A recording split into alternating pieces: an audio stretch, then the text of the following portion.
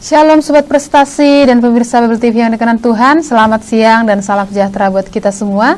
Jumpa lagi dengan program acara pengajaran dan kesaksian, di mana program acara ini hadir setiap Sabtu kedua dan juga Sabtu keempat untuk memberkati kita semua. Dan saya juga akan menyapa pemirsa Bible TV yang menyaksikan kami melalui streaming di www.mediaministry.us.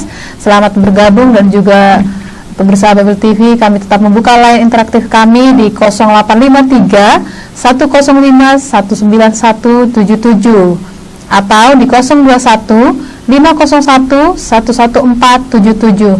Dan juga Sobat Prestasi yang dikenan Tuhan yang mendengarkan kami melalui 107,7 Prestasi FM, selamat bergabung juga. Dan di studio juga sudah hadir pembicara untuk hari ini, itu Ibu Sri Mulyani dan juga Ibu Yeni ya.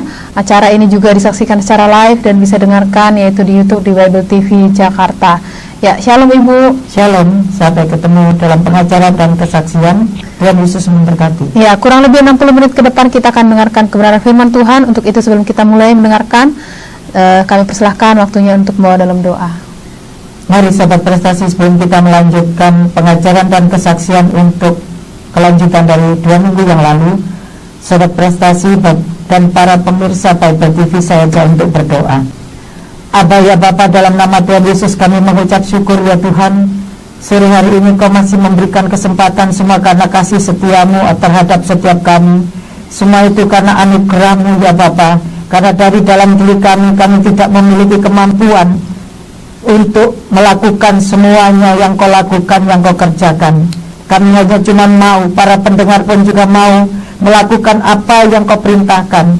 Itu sebabnya Tuhan, kami sangat membutuhkan dan menghauskan keselamatan, kebebasan, kelepasan dari setiap penindas yang selama ini menindas setiap kami. Entah ditindas dalam perkataan oleh orang sekitar kami yang kami kasih, ditindas oleh masalah ekonomi, ditindas oleh apapun Tuhan. Kami percaya solusinya Kau sudah siapkan saat ini bagi kehidupan setiap kami. Terima kasih Bapa, silakan saat ini Tuhan Yesus. Ini adalah pelayanan-Mu.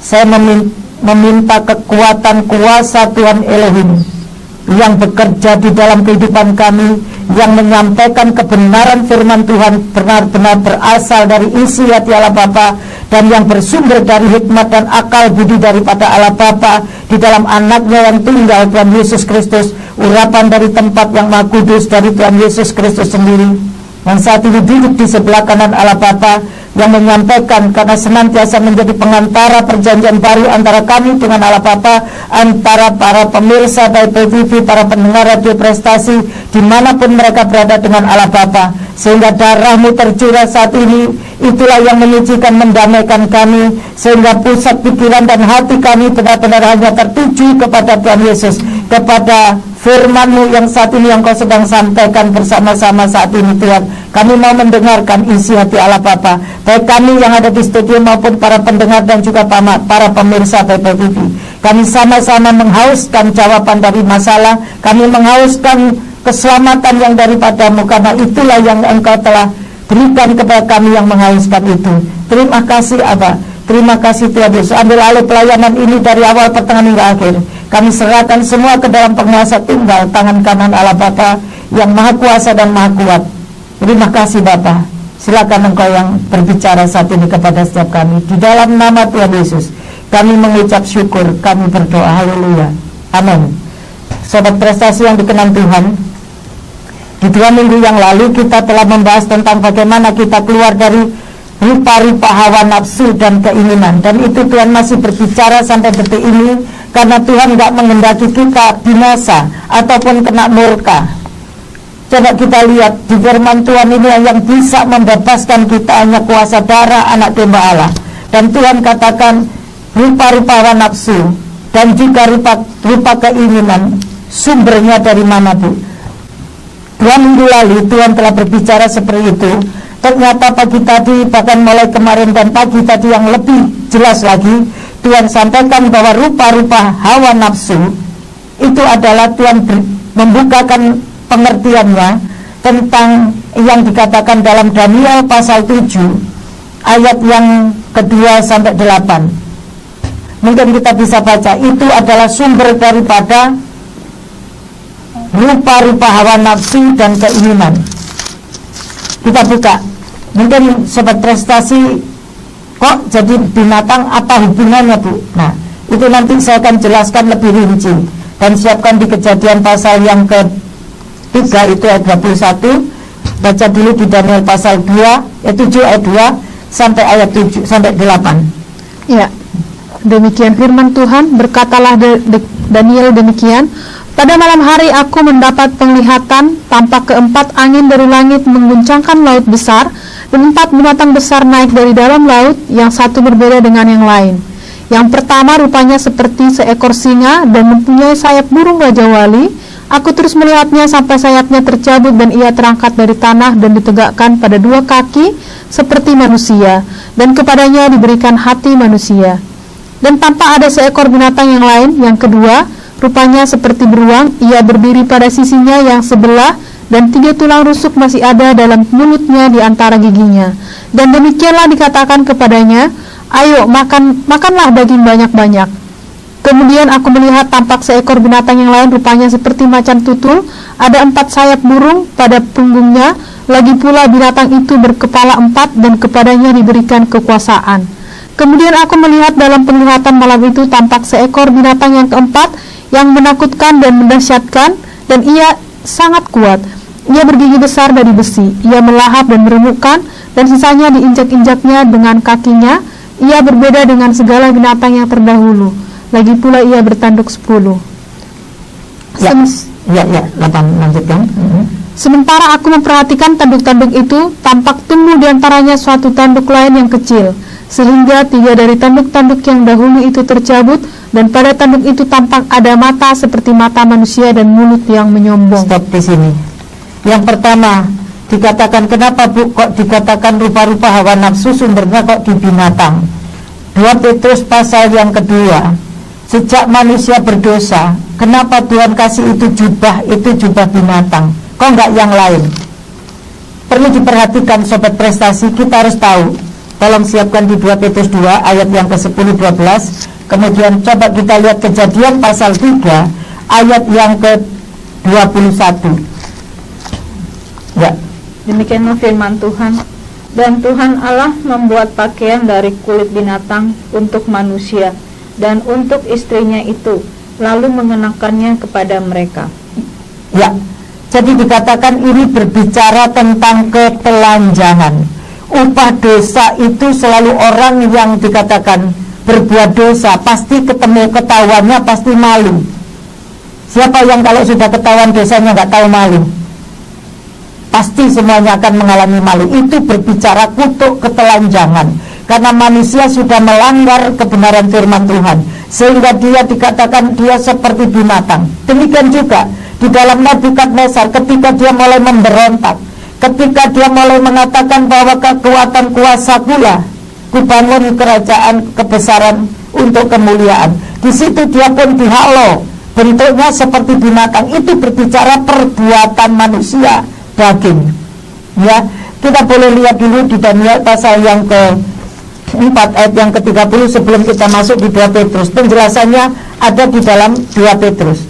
Daniel pasal 2 ayat 30.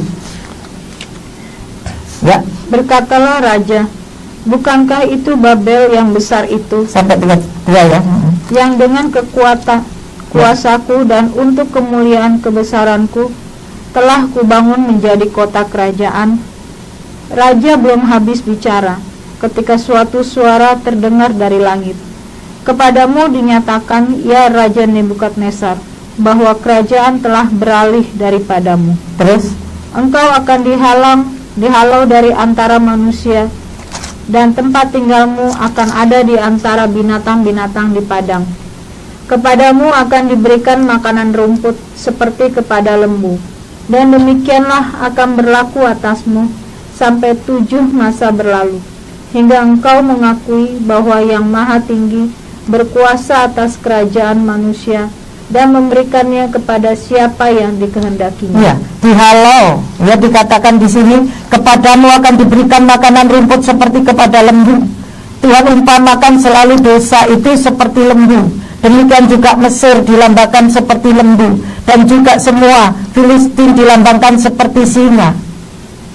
Ini bukti bahwa manusia yang masih dikuasai hawa nafsu daging, menuruti kehendak daging dan menuruti keinginan daging, itu semuanya adalah tidak ubahnya seperti lembu. Itu sebabnya kenapa Tuhan katakan kita harus memakai pakaian lenan halus. Perbuatan-perbuatan daging itulah yang menyebabkan manusia masih dikendalikan dan diperintah oleh kerajaan angkasa atau Babel. Babel itulah lembu. Makanya Tuhan katakan degil seperti lembu. Artinya degil itu apa? Sifat-sifat keserakahan. Kita lihat aja lembu itu apa pekerjaannya. Kalau kita lihat kebiasaan lembu adalah mengunyah. Terus kemudian kebiasaan lembu setelah makan rumput langsung tidur, duduk, ya, santai. Dan itu kebanyakan orang masuk dalam zona nyaman, itulah seperti lembu, dan dia membiarkan kesempatan berlalu. Dikatakan di Yeremia itu pasal yang ke-46 itu ayat 17. Ya, lembu itu sifatnya itu malas, pemalas. Jadi dikatakan di sini, manusia seringkali memanjakan kedagingan. Itulah yang Tuhan katakan dengan berbagai macam semua kenikmatan daging yang membuat daging nyaman, itulah yang seringkali orang cari. Sobat prestasi yang dikenan Tuhan, sadarkah bahwa sesungguhnya di dalam darah daging kita sudah ditempati kodratnya seperti lembu. Coba kita baca sekarang 2 Petrus 2 ayat yang ke-10. Inilah yang dikatakan rupa-rupa hawa nafsu, berarti di dalam hawa nafsu daging itu telah diduduki atau ditempati kodrat seperti binatang. Namanya adalah tadi yang pertama adalah ada singa, macan tutul, serigala, atau dan beruang dan seterusnya. Ya, tadi yang dikatakan di Daniel 7 tadi. Jadi Daniel pasal 2 itu adalah baru satu poin atau yang nomor 1, ya, sumber daripada hawa nafsu daging itu. Yang dikatakan tadi adalah ada singa. Nanti kalau kita lihat singa, itu yang Tuhan sebutkan mereka itu seperti singa atau beruang. Itulah lambang daripada orang Filistin. Siapa itu Filistin? Orang yang tidak bersunat, ya. Tidak bersunat itu artinya masih hidup dalam kedagingan, yang suka mencemooh Tuhan, mencemooh sesama, yang masih suka mencemooh orang lain yang ada di sekitar kita. Itu seperti singa, seperti Filistin, ya, mencemooh pendeta, mencemooh orang yang membimbing, mencemooh orang semuanya itu. Semua dicemooh, dirinya lah sendiri yang hebat, begitu. Nah, itu tidak ubahnya seperti kelakuan daripada si lembu ini.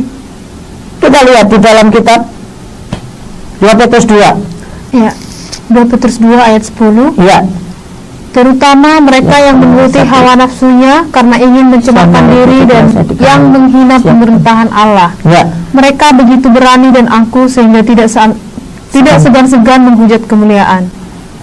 Terus?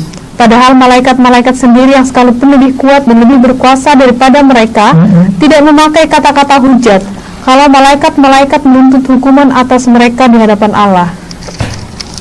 Terus? Tetapi mereka itu sama dengan hewan yang tidak berakal, sama dengan binatang yang hanya dilahirkan untuk ditangkap dan dimusnahkan. Mereka menghujat apa yang tidak mereka ketahui, sehingga oleh perbuatan mereka yang jahat mereka sendiri akan binasa seperti binatang liar. Seperti binatang liar. Itu bukan saya ngomong, itu firman Tuhan yang ngomong. Dan Tuhan gak mau kita itu binasa. Itu sebabnya butuh kita adalah kodrat ilahi, bebas dari hawa nafsu duniawi yang membinasakan dunia. Coba baca sekarang 2 Petrus 1 ayat 4. Ayat 3 dan 4 dulu, iya. 2 Petrus 1 ayat 3 dan 4, demikian firman Tuhan. Karena kuasa ilahinya telah menganugerahkan kepada kita segala sesuatu yang berguna untuk hidup yang saleh oleh pengenalan kita akan Dia yang telah memanggil kita oleh kuasanya yang mulia dan ajaib. Dengan jalan itu Ia telah menganugerahkan kepada kita janji-janji yang berharga dan yang sangat besar, supaya olehnya kamu boleh mengambil bagian dalam kodrat ilahi dan luput dari hawa nafsu duniawi yang membinasakan dunia. Ya, di sini Tuhan mau kita memiliki kodrat ilahi, bukan kodrat binatang yang sukanya makan tidur, ya, seperti lembu. Itulah dosa. itulah yang ada di dalam darah daging manusia. Kenapa Tuhan pada saat perjanjian lama, coba kalau kita lihat di dalam kitab Keluaran ya, bangsa Israel ketika dia dibawa keluar dari tanah Mesir, dia membuat Allahnya itu adalah anak lembu. Sama manusia yang memanjakan daging, sama dengan dia menyembah lembu itu yang ada di dalam darah daging manusia kita.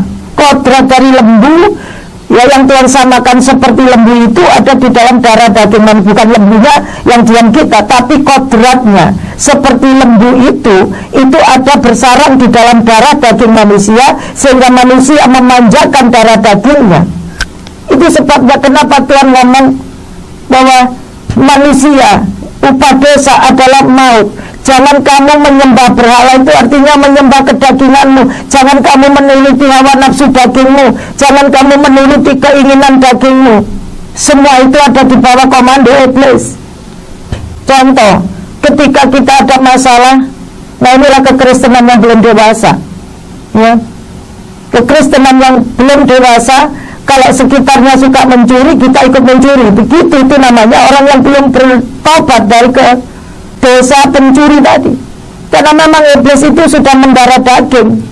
Jadi untuk itu kita perlu bertobat. Darah dagingnya yang ditempati tadi, kodrat lembu tadi, atau serigala atau singa tadi, itulah yang harus dikatakan Tuhan dicuci dalam darah anak domba Allah. Dan Tuhan tekankan akhir-akhir ini supaya kita benar-benar memiliki kodrat ilahi. Kita harus bebas dari hawa nafsu dunia yang membinasakan dunia. Jadi kalau kita ingin selamat, yang pertama di dalam Efesus pasal 2 itu, bahwa ayat 1-3 yang 2 minggu sudah kita bahas, sekarang nggak usah kita baca ya.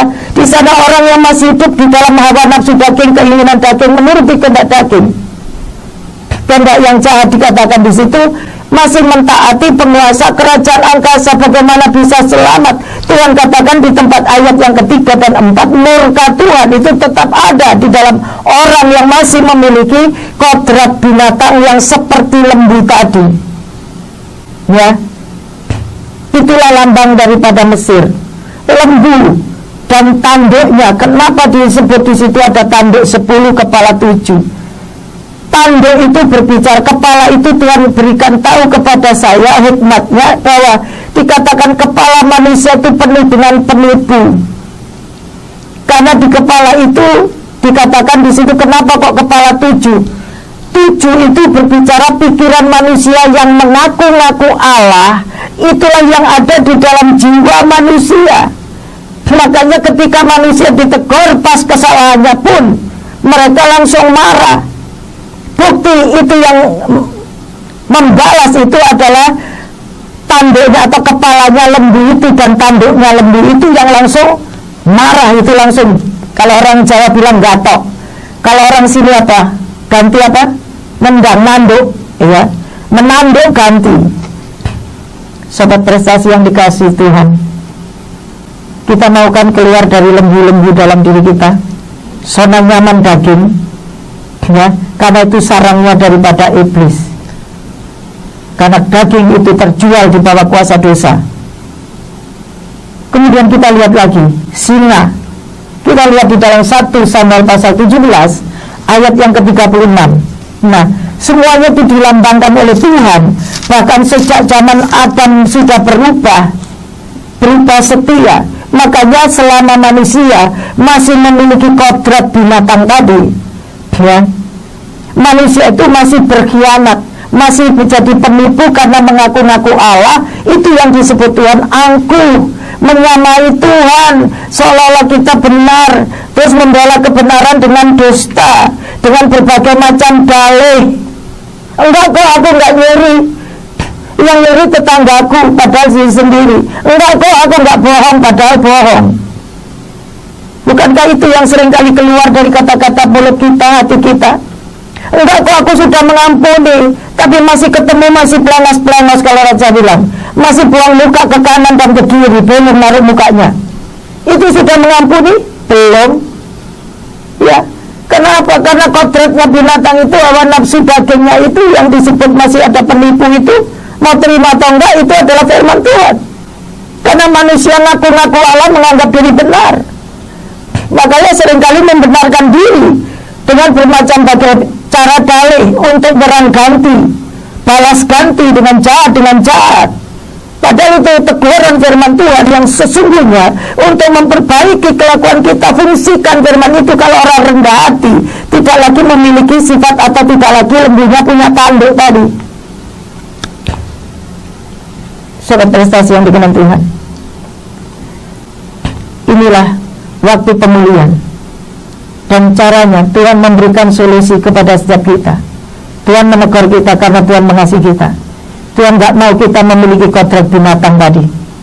Kita harus bebas dari hawa nafsu duniawi yang rupa-rupa hawa nafsu daging tadi dan rupa-rupa keinginan. Segera itu, kenapa manusia tidak bisa mengasihi Tuhan? Karena ada sifat ini.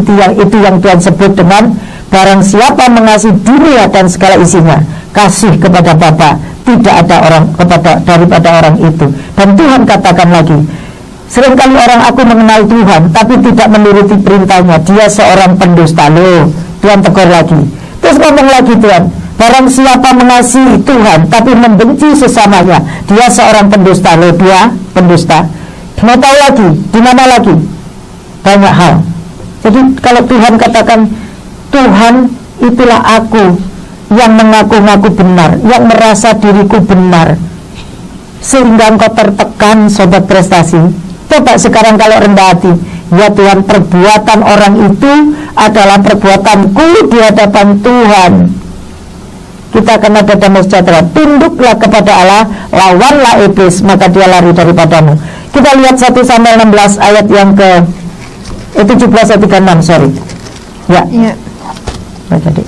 Baik singa maupun beruang telah dihajar oleh hambamu ini. Dan orang Filistin yang tidak bersunat itu, ia akan sama seperti salah satu daripada binatang itu, karena ia telah mencemooh barisan daripada Allah yang hidup. Iya, sukanya siapa yang suka mencemooh. Sifat orang Filistin masih ada di dalam, makanya engkau ditindas. Inilah orang yang lalim. Ya, di ayat 26 tolong baca juga. 26. Lalu berkatalah Daud kepada orang-orang yang berdiri di dekatnya, apakah yang akan dilakukan kepada orang yang mengalahkan orang Filistin itu, hanya menghindarkan cemooh dari Israel? Siapakah orang Filistin yang tak bersunat ini sampai ia berani mencemoohkan barisan daripada Allah yang hidup? Iya. Jadi dikatakan orang Filistin itu orang yang suka mencemooh, mencela. Ya. Jangan ikut-ikut mencela kalau tetangga ikut ngegosip. Siapa itu Filistin? Filistin itu adalah Goliat. Betul? Sobat prestasi yang dikenan Tuhan, Goliat itu siapa? Raksasa. Itulah yang pertama, muka singa. Nanti kita akan bahas yang berikutnya itu di dalam 4 makhluk hidup. Itulah manusia itu berkelakuan seperti itu. Kalau Tuhan menegur kita dan kita langsung merendahkan hati, berarti sifat-sifat lembu itu, kepala lembu semuanya itu adalah nggak ada lagi yang meninggikan diri atau bersifat angkuh tadi. Ya, dia berlaku angkuh. Berarti kalau ada yang angkuh itu artinya apa, Bu? Angkuh itu menganggap diri benar tadi, aku adalah Allah. Sehingga nggak perlu cari Tuhan, kan aku bisa menyelesaikan masalahku dengan kekuatanku sendiri, dengan hartaku, dengan kekuatanku, dengan kepunyaanku, dan kukunya jalan.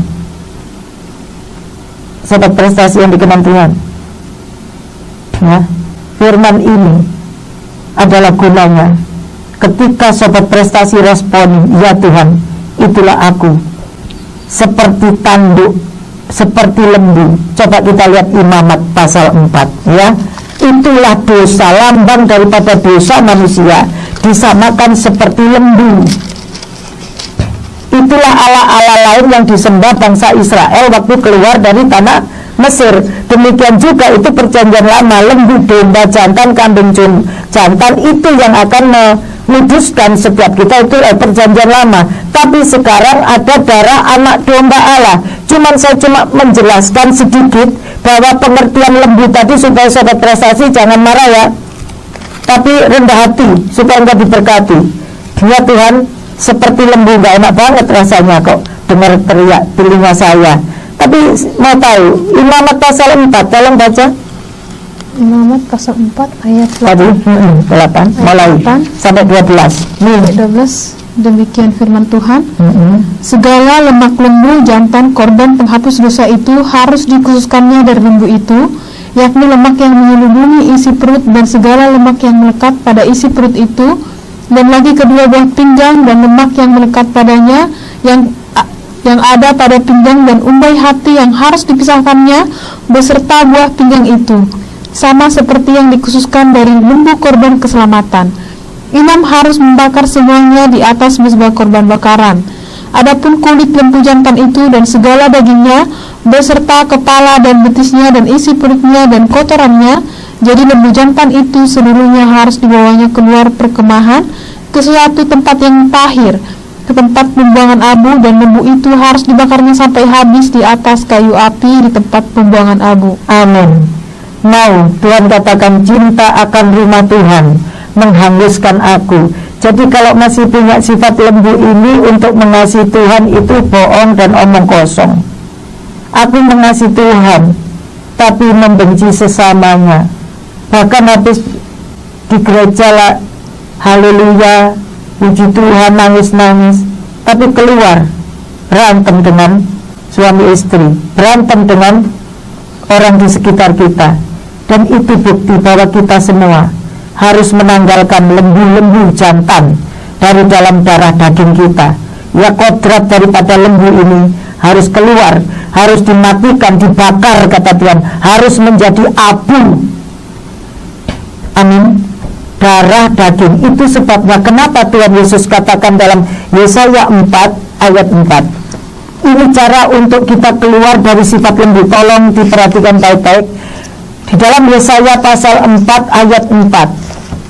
Ini senjatanya, dan yang kita harus tahu bahwa perjanjian baru bukan lagi darah lembu atau domba jantan, kambing jantan, tetapi darah anak domba Allah, supaya ketika kita diperdamaikan oleh darah salib Kristus, ya nanti kita baca, siapkan di dalam ini untuk perjanjian barunya, untuk solusinya, yaitu di dalam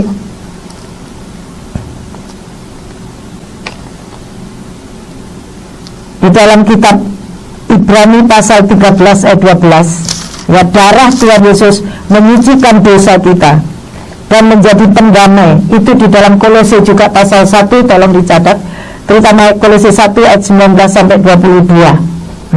Siapkan, baca dulu di dalam kitab Yesaya 4 ayat 4. Apabila Tuhan telah membersihkan kekotoran putri Sion dan menghapuskan segala noda darah Yerusalem dari tengah-tengahnya dengan roh yang mengadili dan yang membakar. Iya, apa itu roh yang membakar, roh yang mengadili? Yang dikatakan di sini adalah noda darah. Noda darah itu karena darah manusia sudah cemar dengan perkataan yang disebut racun ular itu, kamu menjadi seperti Allah. Kemudian di racun ular itu adalah perkataan dusta iblis, itulah yang sudah mencemari seluruh darah daripada Hawa. Itu sebabnya kalau kita ingin keluar dari kebiasaan buruk kita, misalnya percabulan, terikat dengan pornografi, terikat dengan dosa pencuri, tolong akui sungguh-sungguh dosa percabulan, kenajisan, apapun yang ada dalam pikiran, hati, perasaan kita, semuanya diakui saja dengan sungguh-sungguh hancur hati di hadapan Tuhan, dan minta, Tuhan, darahmu yang sudah saya minum ketika saya perjamuan kudus, darah itulah yang sudah ada dalam diri kita, itu yang akan mendamaikan dan membersihkan daripada kekotoran hati kita, kekotoran pikiran kita, kenajisan kita yang ada di dalam darah saya, kebohongan yang ada dalam darah saya, perkataan ular yang sudah bersarang di dalam pikiran saya. Karena Tuhan katakan jiwa penipu, akal-akalnya jahat, ya. Orang yang diselamatkan adalah orang yang tidak berjiwa penipu. Ya, karena penipunya itu masih nyangkut di dalam pikiran, dalam jiwa manusia, di kepala manusia, makanya manusia bohong-bohong terus di hadapan Tuhan terutama. Ya. Ini kita jangan merasa benar. Tanduknya harus dihancurin dulu di situ, katanya tadi dibakar semua. Ya, semua sifat-sifat lembu saya Tuhan hanguskan. Ya, dengan roh yang membakar dan darah lembunya Tuhan celup dalam darah Tuhan Yesus. Ya, minta darah Tuhan Yesus sudah ada di dalam kita. Kita cuma diminta untuk mengaku dosa. Bukan berat. Kenapa manusia susah mengaku dosa, bahkan merasa tidak berdosa? Karena sifat yang di kepala lembu itulah di kepala manusia daging. Kepala lembu yang dikatakan lembu basan terutama bertanduk 10 kepala 7. Kepala yang kenapa kok 7 Tuhan, saya nanya. Dia yang tidak sempurna ngaku-ngaku sempurna. 7 itu berbicara angkanya Tuhan sempurna. Tapi manusia mengaku-ngaku sempurna itu dalam pikirannya, perasaannya, hatinya, pengertiannya. Jadi itu semua ada bersarang di dalam, makanya gampang mengingat-ingat kesalahan terus. Ya, mungkin kebaikan itu dilakukan itu misalnya itu sudah berapa puluh tahun. Ya. Berapa tahun. Tapi hanya karena perkataan salah sedikit itu bisa, maaf kata kalau orang Jawa bilang, itu sudah melekat di dalam hatinya, membawa sampai kapanpun tidak mengampuni, tidak memaafkan. Orang seperti ini ya, perlu adanya bertobat dan engkau sudah kehilangan keselamatan. Ada nggak kebencian orang benci masuk, orang pembunuh masuk surga?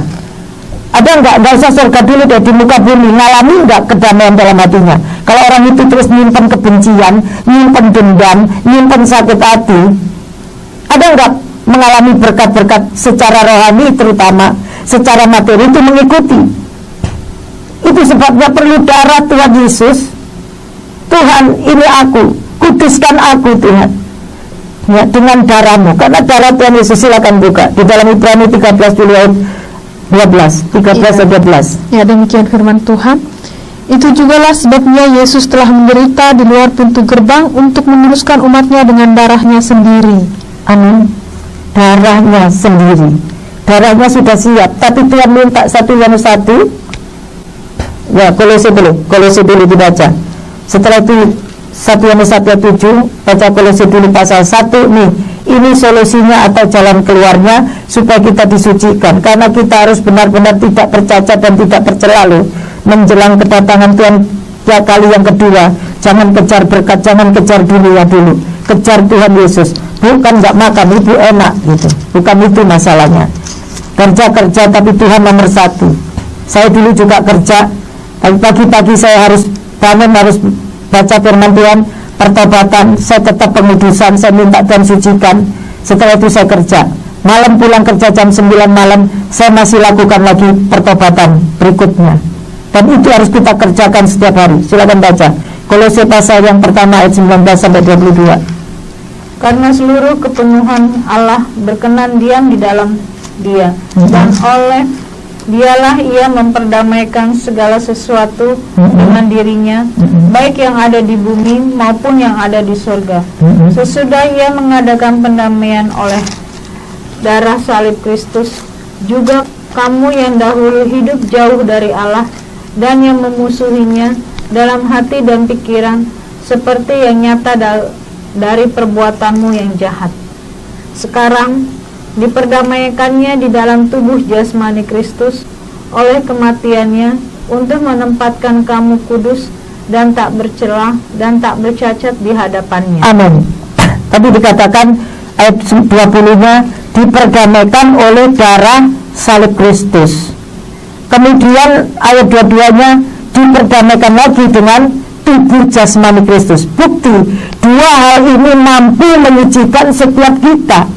Jadi kalau kita sudah terikat dengan percabulan, terikat dengan apapun mungkin dosa yang kebiasaan buruk, akui saja 1 Yohanes 1 ayat 7. Jangan kita nggak ngakui dosa dulu. Pertama harus adakan hanya akuilah kesalahanmu, kan seperti itu Tuhan minta. Baru Tuhan mengampuni dan menyucikan, itu siap kok.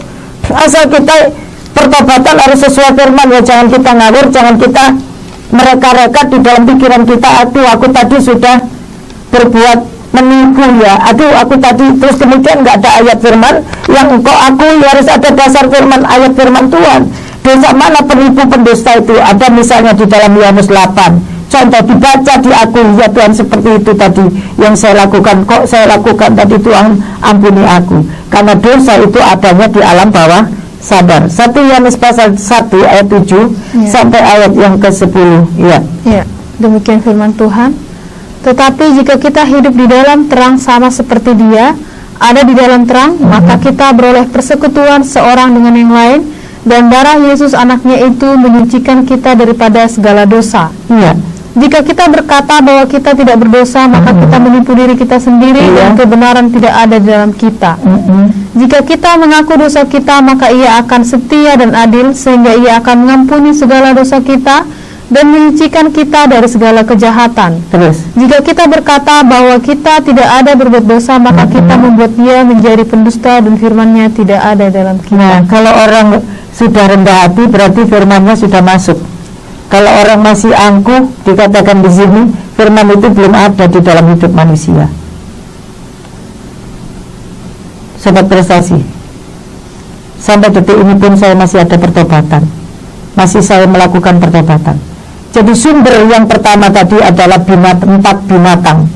binatang keempat. Sekarang saya mau jelaskan tentang binatang yang keempat itu, yang disebut dengan ternak gemuk dari Basan.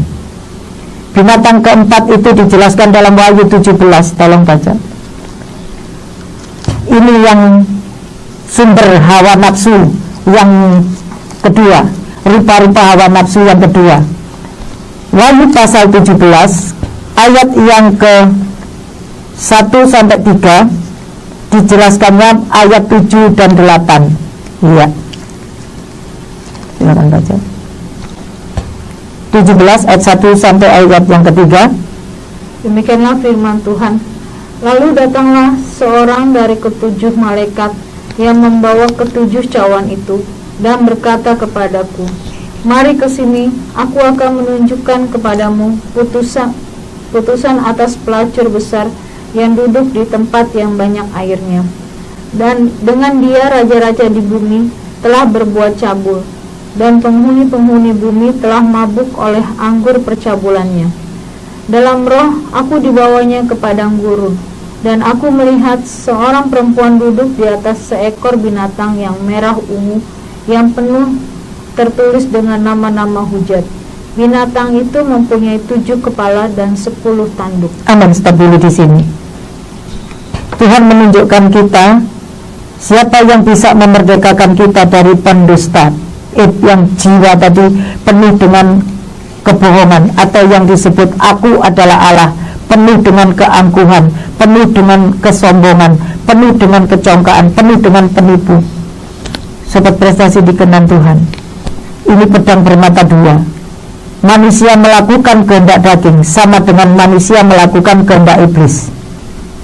Coba kita lihat di dalam kitab Yohanes pasal 8. Ini pada saat dibaca firman ini, Tuhan memberikan tahu kepada saya, sampaikan, karena Tuhan tidak mau kepala kita itu masih ada penipunya, tapi kepala kita benar-benar di Tuhan Yesus yang mengepalai rumah kita. Ya, kita lihat Yohanes pasal 8 ayat 44, pelan-pelan bacanya, jangan buru-buru ya, supaya jelas ya. 44 ya. Ya, demikian firman Tuhan. Iblislah yang menjadi bapamu, dan kamu ingin melakukan keinginan-keinginan bapamu. Ia adalah pembunuh manusia sejak semula, dan tidak hidup dalam kebenaran, sebab di dalam dia tidak ada kebenaran. Apabila ia berkata dusta, ia berkata atas kehendaknya sendiri, sebab ia adalah pendusta dan bapa segala dusta. Ya, stop di sini. Saya akan jelaskan mengenai bapa, tanda kutip. Bapa itu identik dengan kepala. Kita mau dipersatukan antara kita dengan Allah Bapa harus melalui pendamai, yaitu darah Tuhan Yesus, daging Tuhan Yesus. Tadi oleh kematiannya kita semuanya ditempatkan kudus tak bercacat di hadapan Allah. Jadi kita harus rela, kalau orang Jawa bilang legowo, akui bahwa di dalam kepala kita itu masih ditempati aku adalah Allah, yaitu keangkuhan yang pertama. Kedua, aku adalah Allah, merasa diri benar. Ketiga, pengertian aku adalah Allah adalah kebohongan yang ada di dalam jiwa manusia. Mengatakan lagi aku adalah Allah, itu pengertian Berikutnya adalah manusia merasa diri kuat, merasa diri mampu. Padahal sesungguhnya, terus kemudian aku adalah Allah, merasa diri kaya. Kaya itu mampu, bukan kaya materi tok ya. Merasa diri aku hebat, aku cantik, aku lebih baik daripada orang lain. Itu juga penuh di dalam pikiran manusia, penuh di dalam jiwa manusia. Itu harus dibuang dalam diri kita. Dan Tuhan katakan, bagaimana pun supaya aku dengan Tuhan itu menyatu. Tuhan Yesus sudah sediakan. Tadi dikatakan, melalui tubuh jasmani Kristus. Pikirkan itu, darah daging Tuhan Yesus. Semua jiwa, semua pikiran yang penuh dengan kata-kata ular itu tadi, racun ular yang disebut kamu tidak akan mati, itu penipunya. Pertama, semua buah ini jangan kamu makan buahnya, padahal diputar balik, penuh dengan kebohongan dalam jiwa manusia. Itu yang harus kita akui di hadapan Tuhan. Setelah itu katakan, jadi saya mau kasih tahu, darah manusia Hawa itu sudah tercemar, tadi dikatakan noda darah, sehingga harus ada darah kembali yang menghapus semua bentuk kenajisan yang ada, darah yang ada di jiwa kita, dalam pikiran kita, dalam segenap yang ada di kepala kita. Katakan itu dengan sungguh-sungguh di hadapan Tuhan, supaya yang menjadi kepala kita itu Tuhan Yesus, sehingga semua persoalanmu apapun bentuknya, kalau Tuhan Yesus yang mengepalai kita, maka kita, semua musuh itu ditaklukkan di bawah kaki kita. Itu janji Tuhan. Mau menang terhadap masalah, mau menang terhadap kemiskinan, kutuk ketelanjangan, kutuk kemelaratan, itu semua ada di kepala manusia. Makanya Tuhan katakan, mereka tidak perlu mengakui Tuhan, maka Tuhan menyerahkan mereka kepada pikiran yang terkutuk. Jadi kalau masih hidup dalam keangkuhan, engkau masih hidup dalam kutuk. Itu Pak, itulah yang Tuhan mau sampaikan. Jangan kita merasa, oh enggak, kok itu bukan aku, itu cocok untuk si A, oh itu cocok untuk si B. Enggak, untuk aku, untuk kita semua, supaya kita semua diberkati. Sumber daripada kehendak, sumber daripada keinginan yang berasal dari racun ular harus ditanggalkan, diakui saja, supaya darah Tuhan Yesus yang sudah kita minum itu, biarlah itu menyucikan kita. Bagaimana caranya Bu untuk doanya? Kristus pengantara perjanjian baru, supaya Tuhan Yesus mengepalai kita. Kalau Tuhan ajarkan kepada saya bahwa Tuhan Yesus harus menjadi kepala, imam, ya, bukan lagi, tapi diakui dulu ya. Tolong sobat prestasi dicatat, Bapak sama dengan kepala, ya, supaya yang menjadi kita ngomong Bapak itu benar-benar ada urapan, ada benar ada kuasa. Karena apa? Urapan Tuhan itu artinya semua kebohongan yang ada dalam jiwa kita, semua itu dihanguskan, dicelup dalam darah, supaya pikiran kita itu benar. Makanya pikirkanlah semua yang benar, yang manis, yang sedap didengar, dan seterusnya. Itulah dosa yang harus dibereskan di hadapan Tuhan. Di ayat 44 ini saya akan baca ulang ya. Dikatakan, kenapa seringkali firman itu mental, firman itu tidak masuk di dalam pikiran kita, enggak, roh jiwa kita itu kayak menolak. Karena di dalam pikiran jiwa manusia itu ada lembu tadi. Lembu itu lambang pemberontak, ya, nanduk terus terhadap firman Tuhan. Itu yang dikatakan bapakmu itu pembunuh firman, bukan pembunuh manusia saja, tapi pembunuh Allah. Karena apa? Dirinya Allah, berarti nggak perlu ngakui Tuhan, ya, pembunuh manusia sejak semula dan tidak hidup dalam kebenaran. Gimana mau menang? Ya, Tuhan mau kita menang kalau kita sudah dibenarkan. Kata Roma 3 ayat 4, nggak usah kita baca, ya, tolong dicatat Roma 3 ayat 4 sobat prestasi. Melalui darah lagi.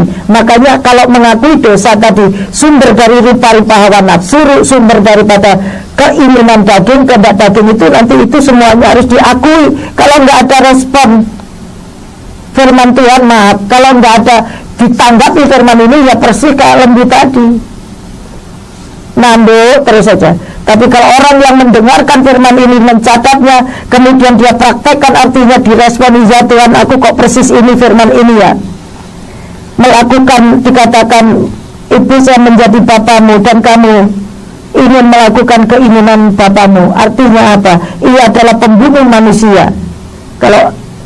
Kalau manusia daging, ya, yang tidak disadari, kalau kita lihat Tuhan Yesus dicambuk, Tuhan Yesus dipaku di kayu salib, Tuhan Yesus sedang mengeluarkan tetesan darah dan kita nangis, ya. Tapi sementara kita nggak sadar, seringkali kita membunuh firman, tidak memfungsikan firman dalam hidupmu, sama dengan kamu membunuh Tuhan Yesus. Sobat prestasi yang dikenan Tuhan, ia adalah pembunuh manusia sejak semula dan tidak hidup dalam kebenaran. Tadi dikatakan di 1 Yohanes 1, barang siapa tidak merasa berdosa tadi, ya, dia menganggap bahwa firman itu akhirnya pendusta. Padahal yang dusta itu manusia, yang pembohong itu manusia. Itu sebabnya darah yang sudah dipenuhi dengan aku adalah Allah, yang dipenuhi dengan racun ular, itu yang tercemar tadi dengan roh yang mengadili dan roh yang membakar. Roh yang mengadili adalah darah Tuhan Yesus itu sendiri.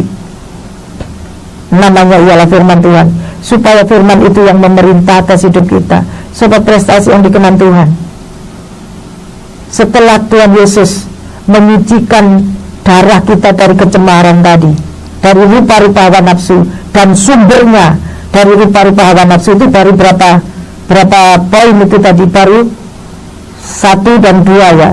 2 yaitu lembu yang dikatakan tanduk 10 kepala 7. Ya, tolong dilanjutkan. Darah lembu basan, kenapa kok lembu basan? Nanti saya jelaskan di dalam kitab Yeskiel 39 ayat 18. Coba baca dulu Wahyu 17 tadi, lanjutkan. Ayat yang 7 dan 8. Lalu kata malaikat itu kepadaku, mengapa engkau heran? 39. Aku akan mengatakan kepadamu rahasia perempuan itu dan rahasia binatang yang memikulnya, binatang yang berkepala 7 dan bertanduk 10 itu. Adapun binatang yang kau lihat itu telah ada, namun tidak ada. Ia akan muncul dari jurang maut, dan ia menuju kepada kebinasaan. Dan mereka yang diam di bumi, yaitu mereka yang tidak tertulis di dalam kitab kehidupan sejak dunia dijadikan, akan heran apabila mereka melihat bahwa binatang itu telah ada, namun tidak ada, dan akan muncul lagi. Lanjutkan sampai 13. Yang penting di sini ialah akal yang mengandung hikmat.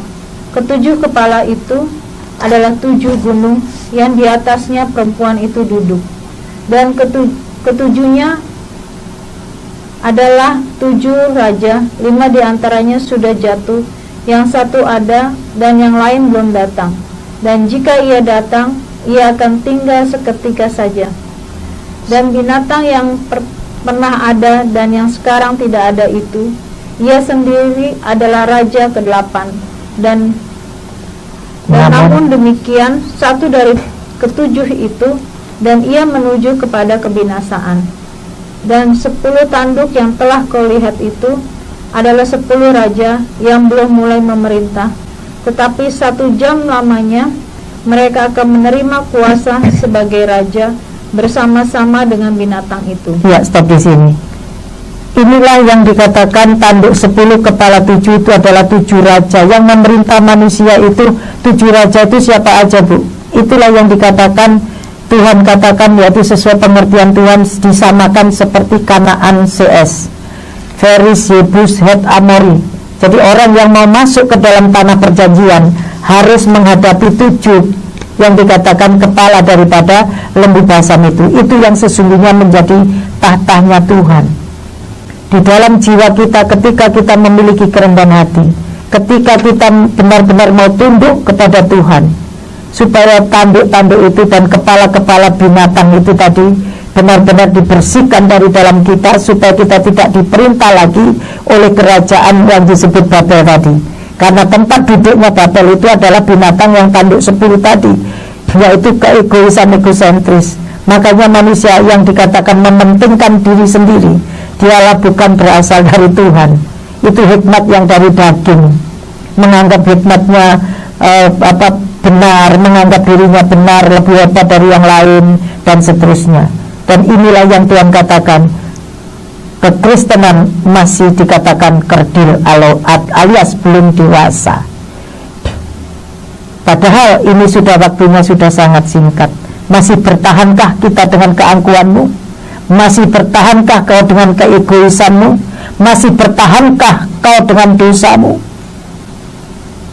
Pertanyaannya dijawab masing-masing. Silakan baca pengertian tanduk 10 kepala 7 namanya siapa supaya jelas. Di dalam kitab Yehezkiel pasal 39 ayat 18. Ya. Demikian firman Tuhan.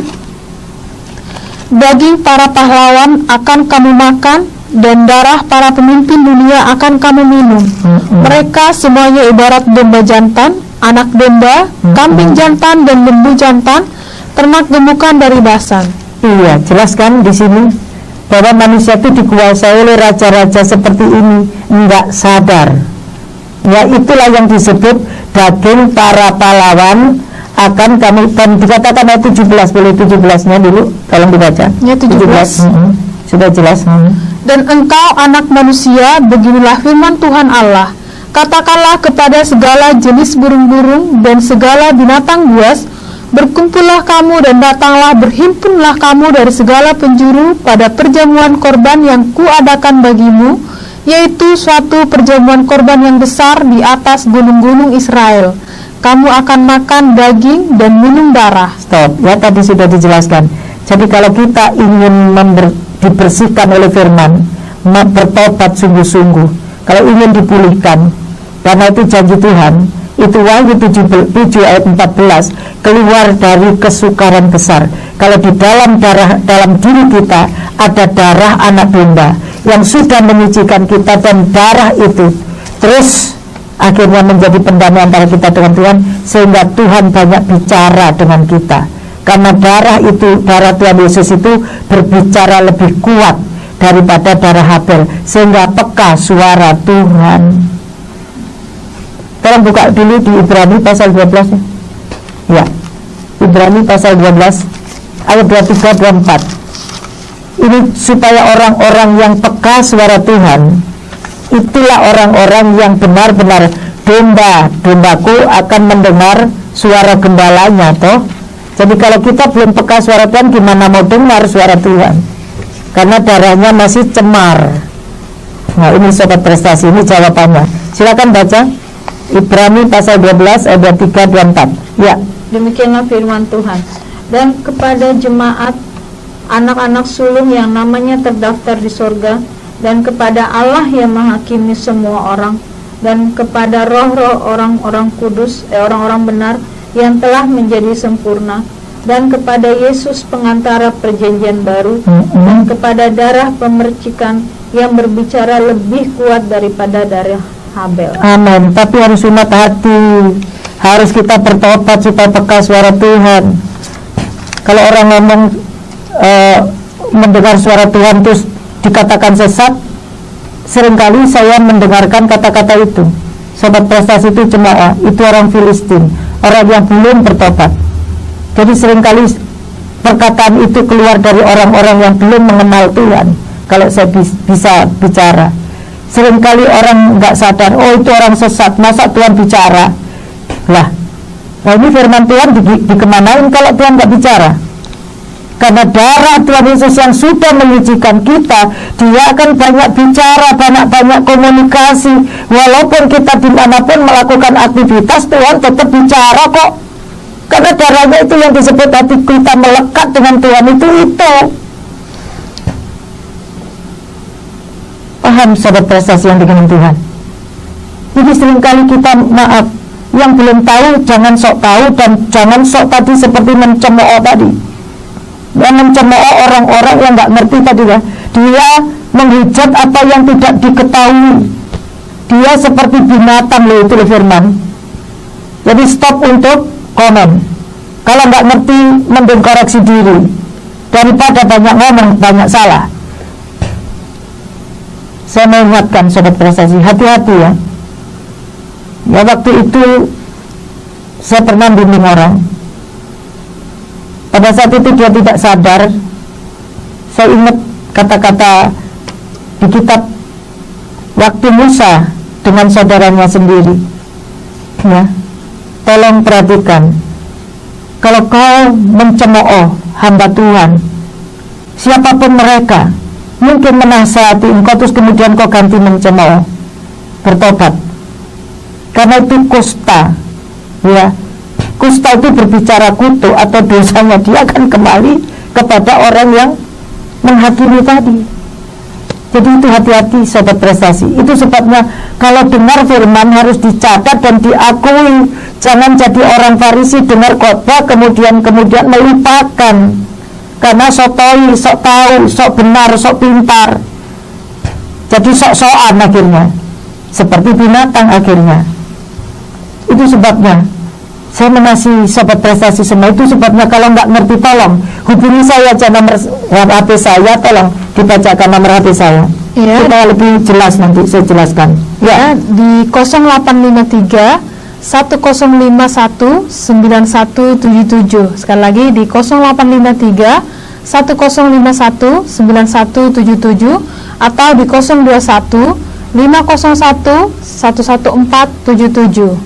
Dan di nomor Excel 0819 3240 8167. Iya.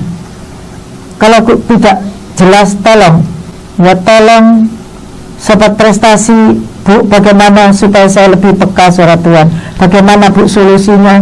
Misalnya supaya saya tidak terikat dengan roh-roh ini dan seterusnya. Ada janji Tuhan ayat penutup, tapi kita akan sambung di 2 minggu yang akan datang. Ini janji Tuhan, kalau di dalam jiwa kita sudah tidak ada lagi jahat tadi, maka semua musuhmu akan kutaklukkan di bawah kuasamu. Itu apa firman-Nya? Efesus 1 ayat 22-23.